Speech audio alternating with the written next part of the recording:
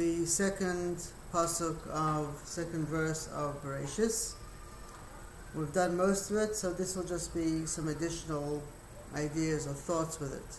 The verse is V'aretz Haisa Soy V'vaya V'choshech al Pnei Sahayim V'roch Elokim Rachefes al Pnei Hamayim, which normally is translated, the earth was void and empty, and darkness on the face of the abyss, and the Spirit of God hovered on the face of the waters. We've translated the verse as, and the desire becomes movement without form and flow without shape.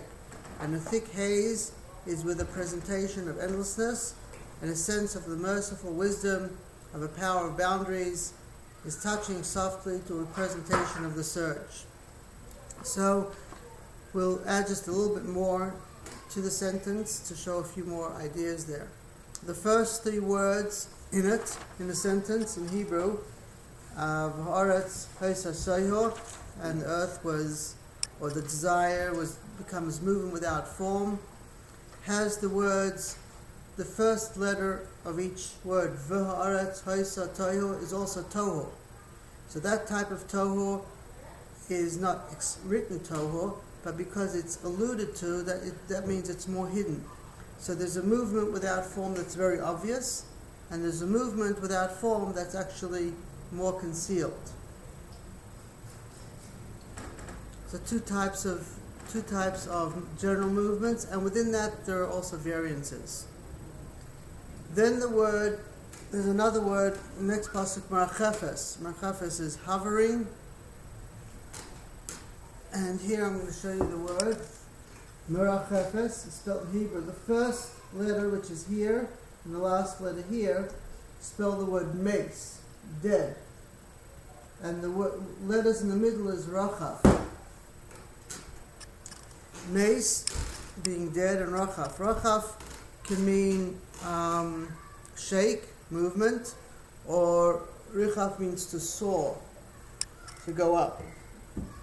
So the word has two words in it, and the word Rachaf, the letters in the middle, have a numerical value of 288.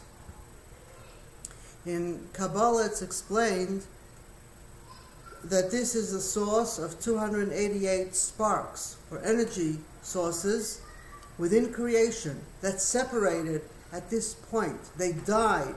288 sparks or pieces of energy died at this point in creation. Or they separated and caused destruction. They caused death. They may not have died themselves, but they caused death that happens in the existence and in creation. And in Hebrew it's known as Rapach Nitzutzim, or as Shviras HaKelim. Rapach Nitzutzim means 288 sparks. Shviras HaKelim means that the vessels were shattered. So negative energy and the energy of destruction originates at this point in the words of creation. That's where death, the energy of death, comes from. And it has the boundaries, it's called with Merachefes. And Merachefes, which means hovered or touching softly. And what it is there's a fear like of death. There's a fear of the darkness. It says, V'choshech al Pnei Sahayim, there was a darkness or a thick haze, and people are afraid of the darkness. That fear, why are they afraid of the darkness? Because they're afraid of death. They're afraid of death, so they're afraid of the darkness, or the thick haze. They're afraid of the unknown. So fear is actually what causes a person death, is separation. So the idea of fear of the darkness and death associated with it is something that we have alluded to here in this verse, the second verse of Genesis. The concept of death normally is only a physical thing, because energy doesn't really die. And it's about, when they talk about things, spiritual falling from a spiritual height and separating from its level and creating a course of deviation, what it is, it's not falling from a high place to a low place. That's how we talk about it. But actually everything coexists in this place, in the same place. So it just depends what you're open to and what your energy is able to perceive. So for one person, they can walk in here and feel comfortable because they don't sense or see energies. Another person is very sensitive, walk into a place and they can't move there. They feel blocked by the energies there of all the past people who are there or things that have happened there. And so this is the type of energy we're talking about. It's the feeling. And everything that is separated, it says V'ruach Elikim, the Spirit of God is hovering over the face of the earth, or the sense of the merciful wisdom and power boundaries is touching softly to a presentation of the surge. That Ruach Elikim, the Spirit of Elikim, is where that is what is marachef. That's what's causing the death. It caused the eventual death, the separation. The fact that even though everything is one here, the fact that something is moving from place to place means there are places here. There's here and there. Otherwise, it couldn't be moving anywhere.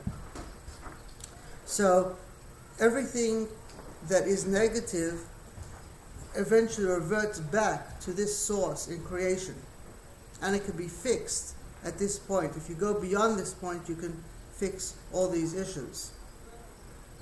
And so it's the same thing when someone is moving, someone is unsure, and you just get them to settle down and be calm, then the movement gets fixed. In a sense here, everything, it's moving and shifting, but if you can bring a person back to the oneness and connection with the Creator in a place where you're not shifting, then everything settles down and it fixes the issues. So it's an attachment and a bonding. And so the way the world is now, it's still affected by this movement, this energy movement or shift that's merachafes, that's just sitting there quite in the same place with a little bit of a shift. And that's why this is also called the Spirit of Mashiach. This is where, because when this movement is there, that's when the movement, like you see all the destruction in the world, everything is falling to pieces, it's really messy, then it's messianic. So it's messy in a physical sense, but it's also because of spiritual movement. And so Ruach Elikim is called the energy of Mashiach, that in order to fix things, you have to have the things that creates a problem. And since the issue starts from here, it also comes back to be fixed, and it's called the Spirit of Mashiach. According to the Arizal, the 288 energies, the word merachafes, we said, has the letters Mace. The first letter is Mem, the last is Tov, that's dead. And in it is 288. Rochaf is 288. According to Arizal, it says that when the Jewish people went out of Egypt, it says, Erev Rav Ola Imohem, that they took up Reish Beis, 202 of these sparks, they cleansed through Egypt. So of these 288 sparks that caused death and whatever, 202 were fixed by the Jews going through Egypt and coming out of Egypt. That's Erev Rav Ola Imohem. And the other 86 are waiting for the time of Mashiach, which is another aspect of Shem Elikim. The name Elikim, which is 86, represents judgment and severity and limitations and all the issues that we go through. So this has to do a little bit with the energies. Then the numerical value of the letter Ayin. Ayin is an I, but Ayin is also a letter. And Ayin is Ayin Yud Nun, which is numerically 130.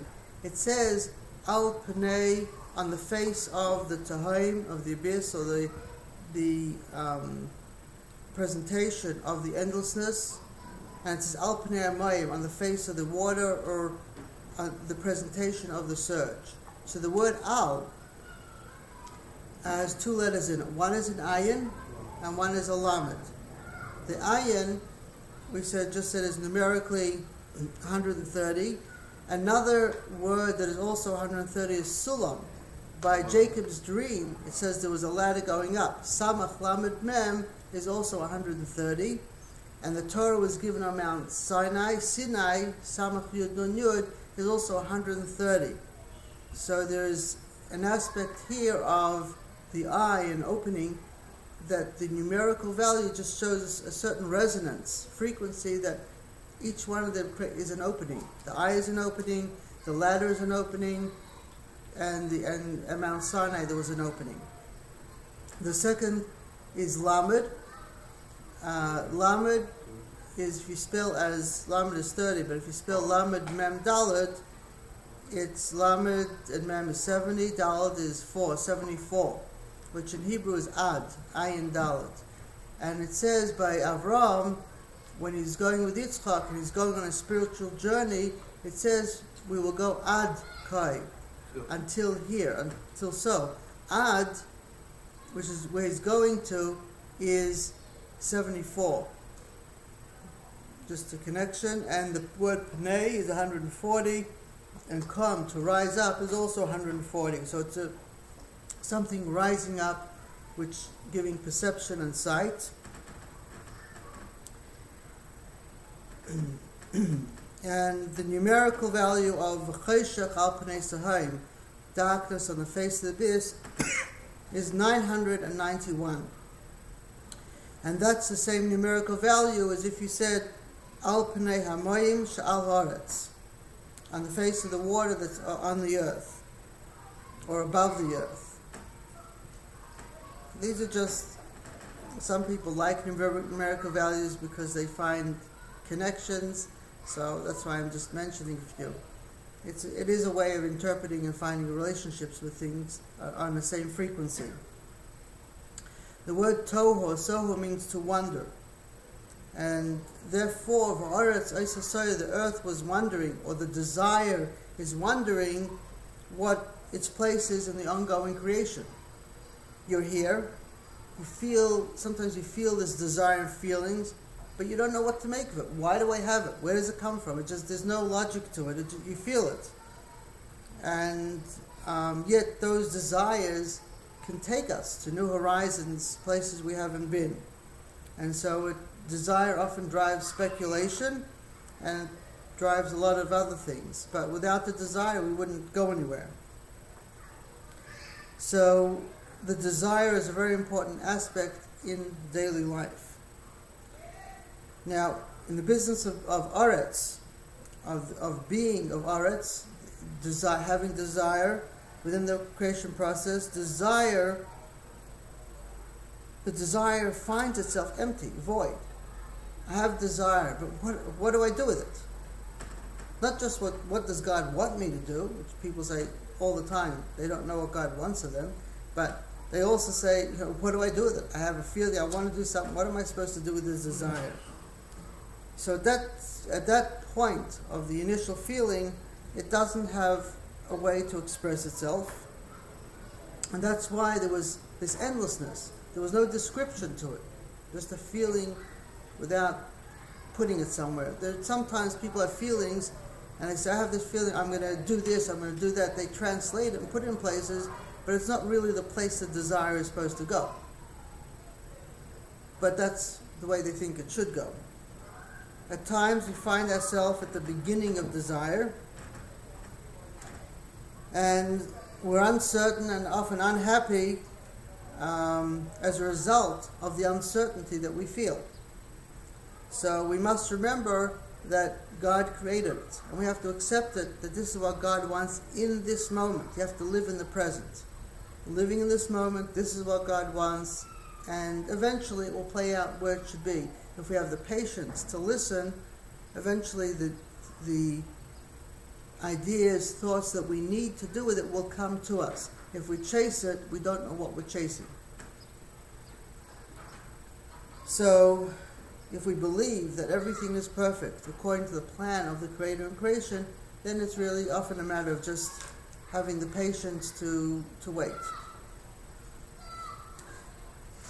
There was a story, where did I read it? It's a printed story. But it was a man who was walking from the land of Israel to Babylon. And during his walk, he sat down to eat. And at one point during the course of eating, he noticed that there were two birds fighting. And the fight ended where one bird killed the other bird. And then the bird that was victorious, he saw the bird go and pluck a blade of grass and put it on the dead bird, and the dead bird came back to life. So the man was just amazed by this. This is amazing. So he went and he collected some of that same grass and he took it with him. And he thought that if he has this grass, he can perform miracles and bring people back to life. But he hadn't tested on anyone. Along the way, he saw a dead lion. He said, oh, here's the first dead thing, I'm going to test it. And he took a piece of grass and put it on the animal. And the animal came alive. But what he didn't think about is that if the lion's been dead, he's probably also hungry, and he was hungry. So he attacked the man and ate him. Didn't think about the end result. He just thought about the power he could have. So it ate him up. So a lesson from that story was that each part of creation has its purpose. And each purpose has its time and place when it should be expressed. The fact that we can learn how to do things or perfect a certain untouchable art doesn't mean we have to use that knowledge. Just because we have the knowledge doesn't mean we have to use it. Having knowledge means you become responsible for it. And this is something that sometimes people don't understand, is the responsibility of the knowledge they have. And then one has to be able to fit with the balance of flow. There's a flow. Sometimes I want things to happen now. Make it happen now. It doesn't. Time drags on. It can take months, it can take years before someone's ready to listen to the idea, or it can happen.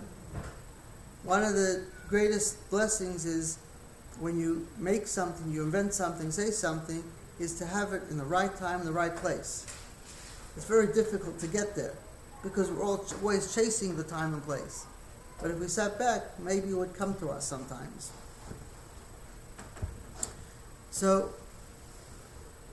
when a person is in the present, then they will use the gifts in a way that enhances the ongoing process of life. The man in the story didn't have the wisdom of how to use the power properly, so he used it in the wrong place and the wrong time. And this is also regarding the study of Torah and the Kabbalistic interpretations of meditating on the letters of Torah and learning the mechanics of the meditation. There are people I see on the internet, and people have asked, they want to do these meditations, they want to have these powers, and have you studied all of Torah yet that you want to do this? Do you have your feet grounded? Do you have a good solid base in life, or are you just going on a flight? And people think they're ready for their flight. I'm old enough, I should be able to do it. But have they grounded themselves properly? Often not, even though they think they have. So, the one question a person has to ask is, where are you going to travel to? If you get immersed in spirituality, where are you going to go? It sounds good. We'll get into spiritual things, I'm going to see angels, I'll speak to souls, I'll go there. But, where are you going to end up? Where's it going to take you? So there have been many people who have gone into spiritual realms with different incantations and different words, but what happens is they get caught up in it, and different things happen that they didn't expect. And sometimes they're not able to come back to life properly because those energies take them over. They now become wrapped up in them. You open yourself to energies, those energies become part of you too, because you've let them in. And then it's hard to get them out. And if you And even with someone else's help, it's not always easy. So if people who were schooled in the arts had problems, imagine someone who is not schooled but hasn't spent many years understanding balances of energy and creation, trying to do it, they're for sure going to go off the deep end or create imbalances. So that's why one reason we haven't gone into all the letters and the movements of each letter into depth, because while it might be interesting, but from a practical perspective, we're not going to use them to do anything, and we're not going to go there because that's not what we're here for. We need to remain grounded.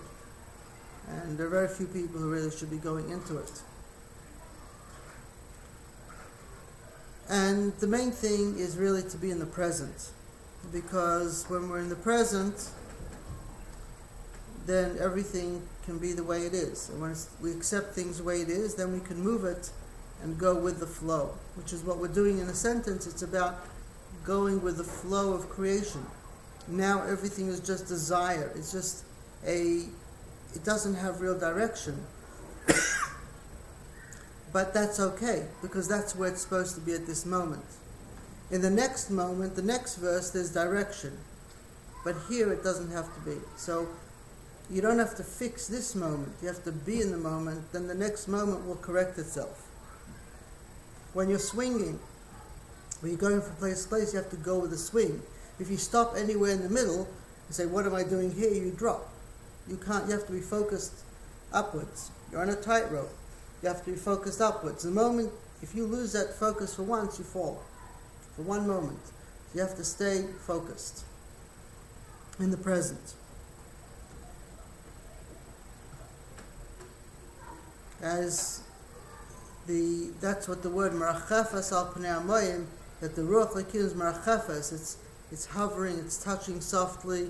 It's not exactly there. It's creating a movement that moves away from the flow. It's a variance from the flow. But because it's a variance, the end result can also be death in the physical sense. So a person, I think from the second verse, one thing we can learn is that in creation, initially what was created was just a tremendous energy, tremendous flow, before direction was given to the flow. It just existed in a tremendous, whatever that is. So from a sense of development of one thing, if you're looking at one thing happening after the other, then there's a development and a process of how things evolved. It didn't evolve in the same way that physical things evolved, but it did evolve in an energy and spiritual perspective. Unless you also go back to the idea that everything happened in one thought, and then it's not a matter of how it evolved, because it all happened in the same moment, but when we discuss it, we have to discuss it broken up, because otherwise we cannot comprehend it in just one thought. So, whichever way you do it, it's about creation that was and a creation that is. Any questions? Okay, so that is basically the second verse. So we're going to go on to the third verse.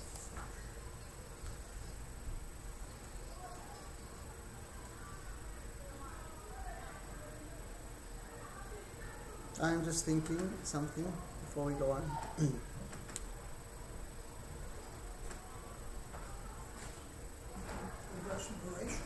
What? We're talking about Bereshit. Yeah. The third verse? Yeah.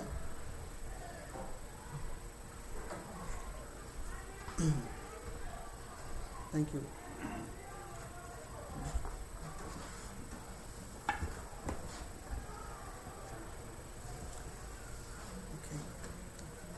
Okay.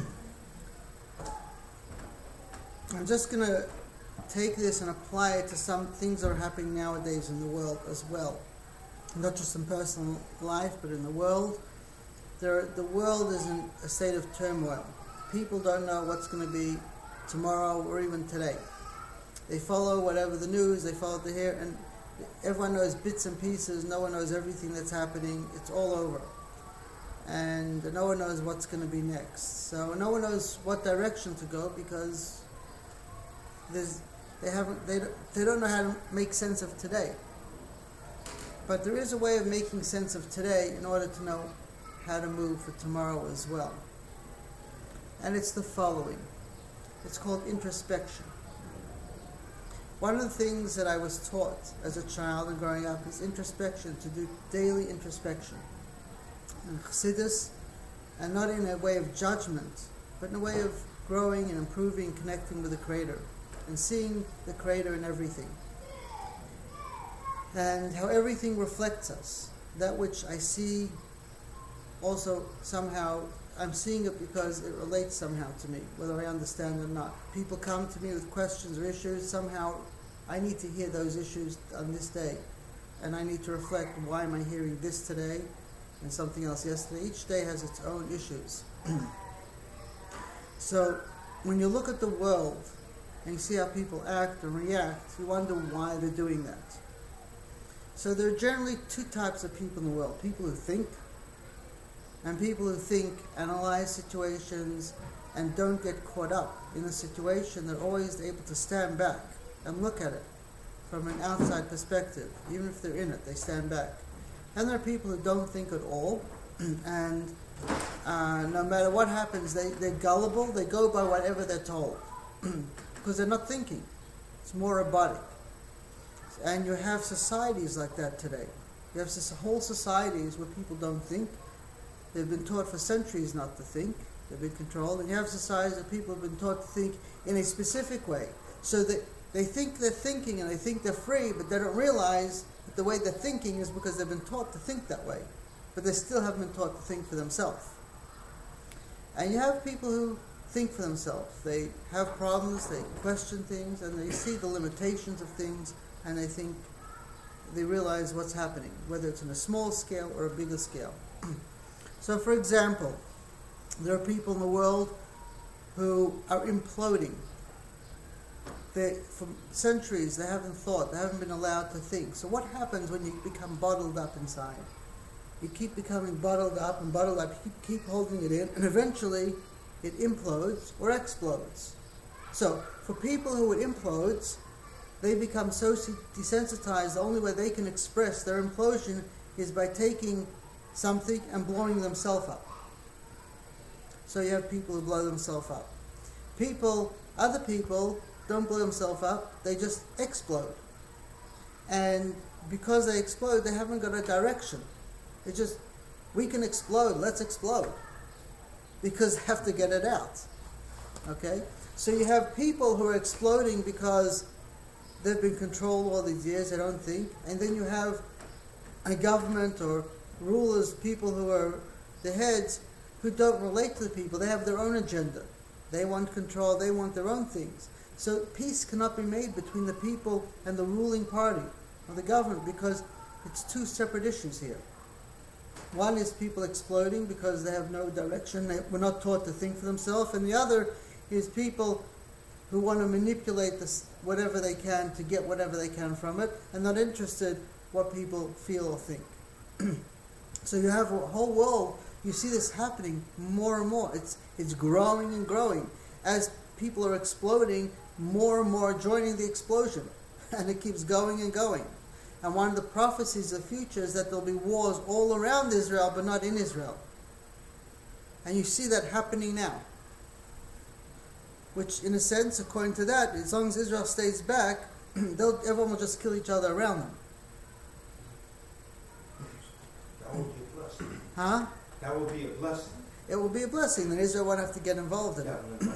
Right. And that's one of the prophecies, and we see it happening, unfolding. But, what? Where is that prophecy from? Which one? Yeshaya? Which one? One of the prophets. From one of the old prophets? Yeah, one of the old prophets. Don't remember the exact address right now. I thought it was something that... It's on my website, I wrote it down, the reference. That's okay. So, we see things unfold and we just don't know how exactly will happen, how long it will take, what will happen. Meanwhile, everyone's living through worries and concerns and fear because no one knows.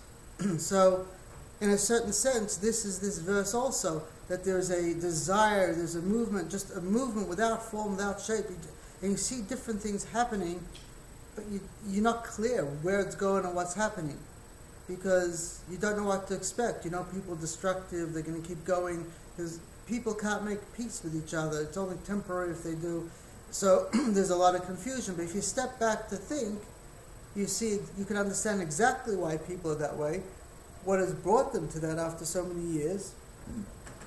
And it's not just the Middle East, it's around the world. The people in this country, in other countries, they all have their issues because of not thinking, because of programming, because of people with agendas and control. Each one has their issue to one degree or another, and it has to do with people's desires that have gone in the wrong direction, the energy that's moving and using that energy and trying to gain control. But what people don't understand is it's not their own energy. The life force that you have is not your own, it's from the Creator.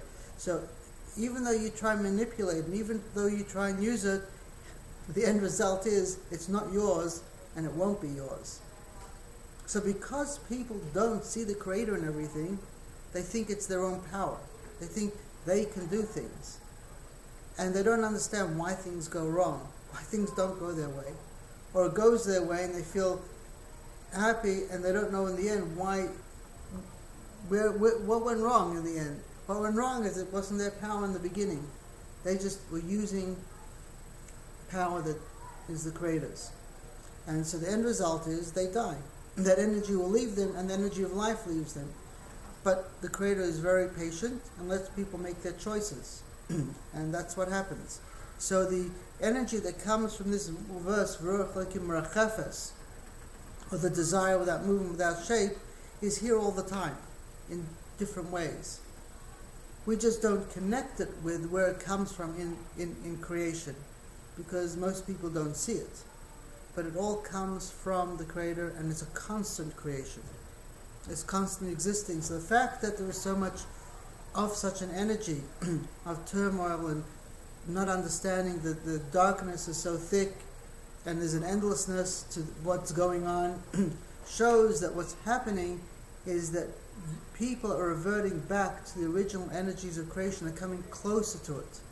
It's like a clock.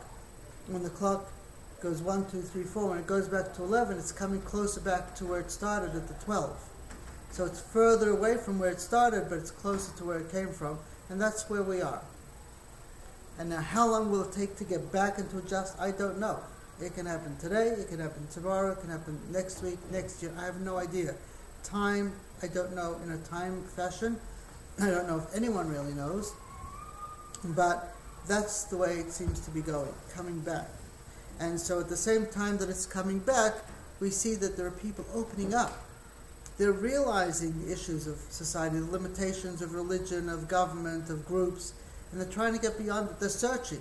So people have been searching all over the place, and there's a lot of groups out there, a lot of things, and everyone's trying to do their thing, but they don't understand the limitations of what they're doing either, because they get into it, and they lose sight. And they think they have sight, but it's a limited sight. It's not the ladder that takes them up to heaven. It's just the ladder that takes them to the top of the ladder, but not to anywhere specific.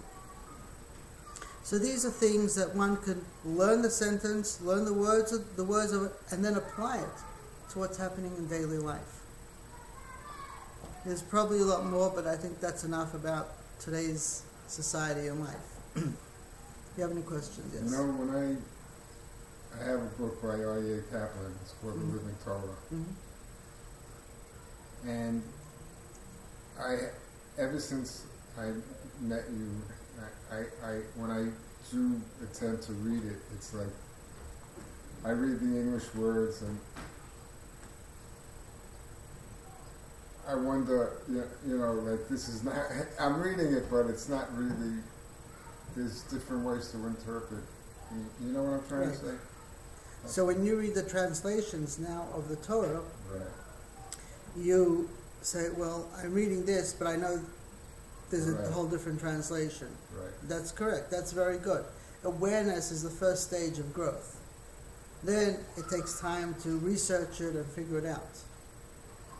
It took me many years to study it and go through the different commentaries, and I grew up accepting everything the way it is. I didn't challenge anything. I just accepted it. Even if it didn't make sense, I just accepted everything. That's how we grew up. And I'm happy I did that, because if I would have challenged it, I wouldn't have seen and listened. It's very important to listen. So you listen. This is what it says. It could be, could not be, it doesn't matter. You listen. After you listen to everything, then you sit back and you say, okay, what makes sense, what doesn't. But if while you're studying it, you already analyze it, analyzing gets in the way of you listening.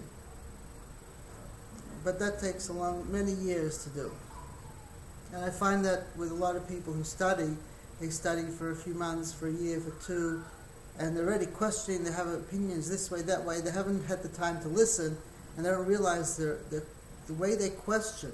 Questioning is good, but it depends how you question. And the way they question gets in the way of the listening many times. And so they think they understand, think they know, when they've only listened to one piece of it. But yeah, it is a problem, and one of the things that I have found is that when I read it, I know there is more to it. So if I don't understand, all it means is that I haven't studied enough to understand it. There's more. And in fact, when I was growing up, I asked my father a question in something, and he said, that's okay, keep studying. One day you'll study the answer to it. Yeah, there's a lot. Torah is like that. There's so much information, but it's all over the place. And it takes many, many years to study. And if you don't have photographic memory, it makes it even more difficult. Since I don't have photographic memory, I know the difficulty, because I don't remember a lot of things, but I know I read them. I saw them somewhere. And there's a lot of things I probably read I don't remember either. But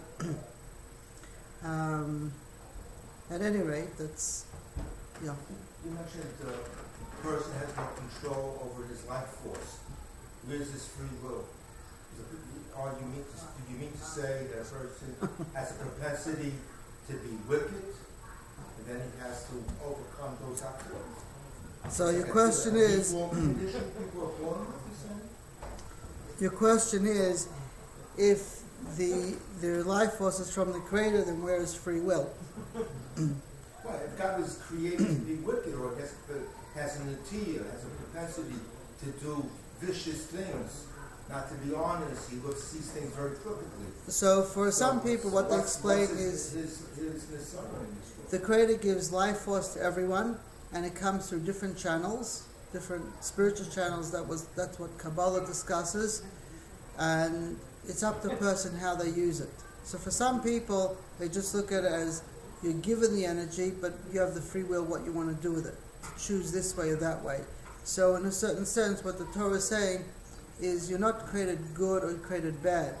You may have a tendency to be bad or a tendency to be good, but it's up to you to choose how you use it. So I may have a tendency to do bad, but I have a choice if I'm going to actually do it or not. I don't have to do it because I have the tendency. I need to rein in that tendency and decide how not to use it or how to transform that energy. Same thing, someone who's created good. Since it's natural, they're not really good. They're just doing what's their nature. So that doesn't make him a real good person. A good person is a person who can do wrong, who can do bad, and chooses to do right. That's a good person. A person who just does things naturally, they're good, but they're not. It's not a good that they've chosen and developed. What's his task in this world? A person who's born to be very good person. He's very right. So a person, what's a person who's born good has a bigger challenge than a person who's born bad. A person who's born bad, it's easy. So just change it. The person is good. How do you fix it? His job is almost done already. Well, good. What's the challenge? There is. What's the Yetzer Hara, in other words? You probably don't want to go to a ball game. It's a different Yetzer Hara. Not necessarily. A ball game is always good because the world is a ball. I'm just saying You're that watching. this is a gross example. I don't want to tell you something that's ugly. Okay. You know what I'm talking about. Yeah. So firstly, I'll give an example of Para Aduma. Okay, the red heifer. So it says in the Torah that you have to get a cow that's 100% red, kind of one black hair, 100% red. Why? Because 100% pure red represents the ultimate extreme of red, a pure red, and which is ultimate of negativity or the energy of red. And then what do you have to do with that? It's an extreme. You burn it. You burn the whole thing. You create ashes out of it. Ashes transforms it. So you transform it from one thing to something else. Now that it has been transformed, you can use those ashes to sprinkle with a mixture on someone and transform the energy on a person. In other words, the greatest thing we can do is transform what we have, our thoughts, our feelings, transform our being from just being a natural animalistic person to being a godly person. So if a person is godly by nature, what are they going to transform? How are they going to transform? Right, they have a problem. But sometimes the challenge is to look into the physical and transform their perspective of the physical so that the physical becomes spiritual. They need to transform their perspective of the physical so that the physical becomes spiritual. So the way they look at eating, the way they look at other people, the way they look at negativity and bad. So you can look at negativity and bad and judge people that way. But if you look at why people are that way, then you see they're that way because they grew up in an abusive household. People abused them, even if it wasn't the house. They have certain DNA. There are reasons why people are the way they are and why they make choices the way they are, because they grew up in a certain environment. And so when you understand that, you understand you really, in a certain sense, you can't blame anyone for who they are and what they are. They're a product of many things. And so if you start understanding that, you say, okay, where does all this life force and energy come from that allows people to be whatever they are? And you see it comes from the Creator. And the Creator gives equally to everyone. We, as people... Everybody's born equal. No, one person people... more disadvantaged, more has more propensity to... What does equal mean? What does equal mean? You just said life force no, is all equal. The life force comes... But the net result is not equal. The expression of each person is different, but everyone gets life force to live. Everyone's alive. That life force is allowing everyone to live. Whether you're like this or that, it equally comes to everyone. Life force comes to everyone. And for each one, it's different. So that initial life force, why is it giving life force to everything and everyone? There is a plan. So if you just say things happen because they happen, that's not okay. But if you're saying it happens because it comes from a being that comprehends everything, and everything is with wisdom, and everything has its place, even if you don't understand it, you at least know that there's a meaning to everything which you don't understand. And that way, you can accept that God is part of everything, Creator is part of everything. Now, then, free will doesn't apply either, because the Creator, with the Creator's free will, is giving freely life to everyone. Okay? So free will doesn't exist from that place. But at the same point, in a limited space, we seem to have free will. It just depends how you want to look at it. The question, do we have free will or not, is really a funny question, because when I have to make a choice to do something, I make a choice. Does it make a difference if I say it's free will or not? No. It's a philosophical question. It's free will or not free will? I'm still going to make the same choice. I'm still going to do the same thing. If you're making a choice, it's implicit you have to. No. I make... A choice means that you have a choice doesn't make you... It means you have free will. I'm making a choice because I have to make this choice. My feelings tell me, someone's telling me, I'm predisposed to it. There are a lot of reasons why I make the choice. Making the choice doesn't mean I have free will. And it makes no difference if you say it's free will or not. I'm still making a choice. I make a choice to do something. Does it make a difference if I say it's free will or not? No. I'm still making the choice. So in a certain sense, But you can make a choice that is bad.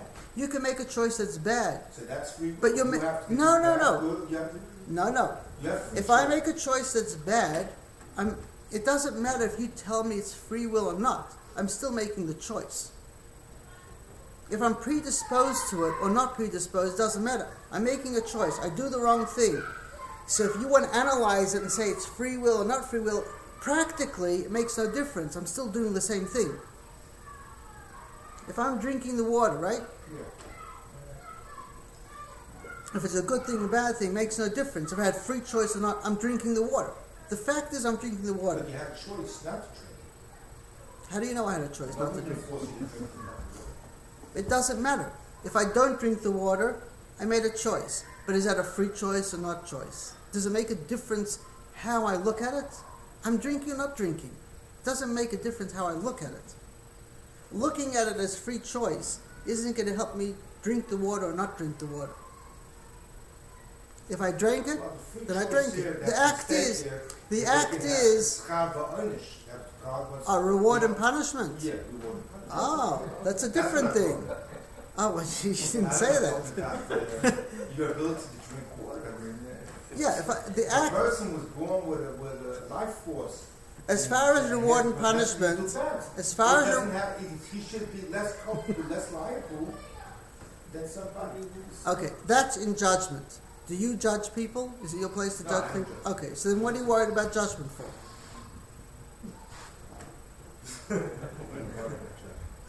It doesn't matter. If I drink this water and it's a wrong thing to do because it's tap water or from a plastic bottle, it's a good thing to drink water, but it's the wrong type of water. Okay? It doesn't matter how I look at it. I drank it or I didn't drink it. It's not going to change my drinking or not drinking, how I look at what perspective I have. Okay? And as far as judgment, how God judges things, I'm not God, you're not God. So why are we worried about how God judges? I'm surprised that people think they know how God judges. So many times people say, God's going to judge you this. You don't know. You don't know how the Creator sees everything. So how do you know how the Creator judges? You don't. So why do people assume they know? Because people have to think they know. They don't see the limitations of their own thinking. Anyway, so this is the idea of free will really depends on how you see the Creator in everything. If you see the Creator in everything and you live in the present, the person who lives in the present doesn't care about if it's free will or not. They're living in the present. You're doing or you're not doing. The philosophical issues or theological issues or whatever it is are irrelevant. They don't change the fact of the circumstances. Okay? As far as seeing the Creator in everything, then you understand the Creator is responsible for everything. And if the Creator is responsible for everything, you don't have to worry. It's not your problem. You're your problem more than anything else. And people like to judge other people, like to think what other people are thinking, even if they don't really know. But they've already made up their minds about other people, whether it's correct or not. But it's in their mind. Is it true or not? That's another story. So, if we, in understanding that everything, there's a constant movement of energy all the time that doesn't make sense in the world, then we can understand that we as people are responding to a world that doesn't make sense. We're responding to energies or movements that we don't comprehend. We don't always know if what we're doing is right or wrong, because we don't know what we're doing half the time. We're reacting or acting, but we don't understand why it has to be that way. Well, following the code of laws, I mean. Following a code of law, is only good if you have a sixth sense. If you follow a code of law straight, you may as well be a brittle piece of wood that will break, because we're not human beings. A human being cannot live that way. So law also, you have to know how to apply it and when not to. If you don't know how not to apply it, then you're going to apply it in the wrong place, the wrong circumstance. So when people just say, this is the law, this is what the Torah says, it's a very generalization. It doesn't really tell me much, other than it's a narrow vision. Everything. And everybody would say you should not try to kill it. Huh? You don't have to have it in the Ten Commandments. Most people feel that basically you shouldn't kill somebody. Right, so a universal law is not to kill someone. Do you know why? Do you know why a universal law would be not to kill someone? There's no logic to it. There's no logic to it? It's intuitive. Intuitive. What? Common sense. Except the people who kill, right? Anyone know? Much as thou shalt not steal. People understand you can't conduct a civil society. It says thou shalt not steal. Thou shalt not kill. Well, let me explain it to you. Huh? This idea where it says do not kill, do not steal, is actually a mistranslation, and I don't know why people don't pick up on it. In Hebrew, the word for do not is al, aleph lamed. Yeah. So if it wants to say do not, it would say al taro, right? When it says lo, the word lo does not mean do not. No. The word lo is translated no, negative. Okay? No. Negative kill, negative steal. So what it says actually in Torah is negative kill, negative steal, which means that since Torah means guidance, the Torah is saying negative. You create a negative energy when you kill. You create a negative energy when you steal. It's a negative that you create when you do this. That's what it's actually saying. That's the law. Yes. And that's a different thing, because that way the Creator is explaining to us what happens when we do things. When we kill, we create a negative energy, which is why a Jewish court that even for the right reason kills a person is called a court of murderers, because they've created a negative energy, even for the right reason. And they have to be cleansed. How do you cleanse that? You bring a carbon, go to the mikveh, whatever. So the idea of the reason why it's a universal concept not to kill is because you create a negative energy. When you fight in a war, even for the right reason, you get hurt, you get killed, people die on the good side. When you're wrestling with someone who's muddy, who's dirty, you get dirty also, even if you win. So when you kill, you create a negative energy. When you steal, you create a negative energy. These negative energies then are in the world and can create more negative energy. And that's why it's a universal law not to kill, because of the negative energy that you create from it. All the negative energy that has been created over the centuries are manifesting themselves today. Yes, they are. Because Yes, it's all that negativity from the Romans before the Crusaders and all that. That's why there are places where people don't want to go there, because of all the killing that went on at some period of time, where people come to a place and they feel things that happen, and they're afraid of it. They don't want to be there because they don't want something negative to happen because of that energy that's there. That's correct. And the same way, a peaceful place where people show love and care, there's a beautiful feeling there. And if you leave nature on its own, places that have not been touched by people, it's always beautiful, because nature doesn't kill on its own. Only people do. Nature normally has its own balance. So all these ideas are things that are in the Torah, if you know how to read it. Everything is there, but if you take, say, the common translation, it's very cold and turns you off. What do you mean the negative energy? I mean, what's the, when you use the word negative energy, what's Okay. What does that actually mean to you? Okay. God created with positive, negative? Okay, what is a What's the relative term mean to it? Okay, when I do something, there is a feeling with what I do, right? And the more I do something which is nice and good, the more it creates an energy around me. People can feel it, okay? And people come into the environment. If that feeling permeates the place, the love, the warmth, then people want to sit there. They're comfortable. But if there's someone who does the opposite, is angry, nasty, whatever, then people come in, they feel uncomfortable, whether they know it or not. Now, it can go beyond that, where people pick up feelings of, they want to, it can be more intense. They want to kill someone, they want to do something bad, when it's very intense. Or if it's very intense, beautiful, they go to the other extreme, whichever it is. So people pick up, these are energies. So that energy is being created by the person? It's created by what we do. There and it's being used It's created by what we do. And when we leave the place, that energy that we've created can still be there. It may go with us, it may stay there, or both. And this is our responsibility in what we do, and the understanding we need to know about the effects of what we do. How do you define Kurtis Tumah? What's Tumah?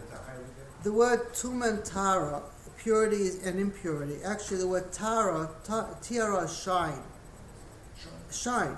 So when something shines, that's what's called pure.